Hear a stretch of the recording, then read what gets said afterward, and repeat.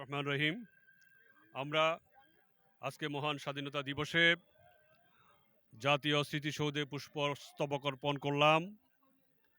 আমরা জাতির শ্রেষ্ঠ সন্তানদেরকে স্মরণ করলাম, যারা শাহাদাত বরণ করেছে। আল্লাহ যাতে তাদের বিদেহী আত্মার মাগফিরাত কামনা করে, সেটাই কামনা করছি।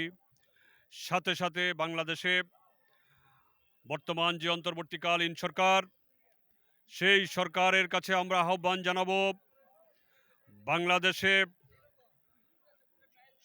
সংস্কারের যে প্রক্রিয়া শুরু হয়েছে, সেই সংস্কারটি যেন টেকসই হয়, সেই সংস্কারটি যেন দীর্ঘদিনের জন্য প্রতিষ্ঠিত হয়।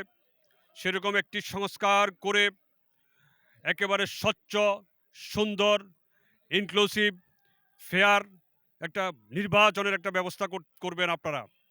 বাংলাদেশ ডেমোক্রেটিক মুভমেন্টের পক্ষ থেকে আমাদের দাবি, যেনতেনভাবে একটা ইলেকশন করে আবার যেন কোনো স্বৈরাচার, কোনো দুর্নীতিবাজ রাষ্ট্রীয় ক্ষমতায় অধিষ্ঠিত হতে না পারে, সেরকম ব্যবস্থা এবং সেরকম পরিস্থিতি সৃষ্টি করতে হবে। বাংলাদেশের প্রত্যেকটি ভোটার যেন তার নিজের ভোটাধিকার স্বাধীনভাবে দিতে পারে, স্বাধীন মতামত সে প্রতিষ্ঠিত করতে পারে।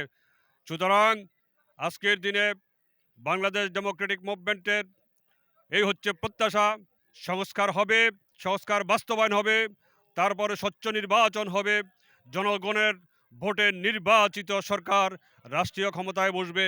সেই সরকারের জনগণের কাছে বাংলাদেশ ডেমোক্রেটিক মুভমেন্ট মেনে নেবে না। আমরা কখনোই এগুলো আমরা সমর্থন করব না।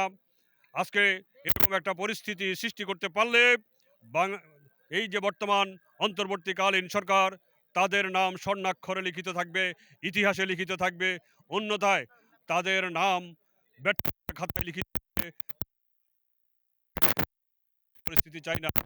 বাংলাদেশের জনগণকে পরিবেশ নিশ্চিত করার জন্য সংগ্রাম।